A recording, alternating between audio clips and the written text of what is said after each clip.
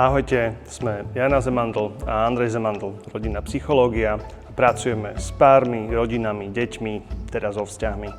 No a máme aj vlastné deti a tým pádom prežívame veľmi veľa tém, ktoré sú podobné ako tie, ktoré zažívate vy. A sme aj veľmi radi za kampaň 400 metrov, lebo práve tá hovorí o tom, že čas, ktorý trávia deti na displeji, ide na úkor prírodzeného, spontánneho fyzického pohybu.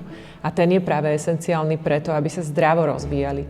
Dáta o tomto hovoria pomerne jednoznačne. Deti do 4 rokov by mali tráviť fyzickým pohybom aspoň 3 hodiny denne a do 17 rokov by to malo byť, že aspoň hodina priemerne denne. Pravidlá a limity, nie je to tak prísne, ale viete čo, pomôžeme vám urobiť ten prvý krok správnym smerom. A preto sme si pre vás pripravili sadu videí, ktoré vás budú sprevádzať v týchto témach.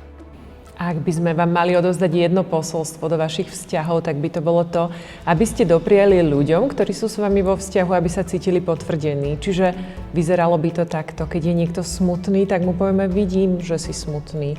Nepresviečame ho o opaku, ako nebyť smutný.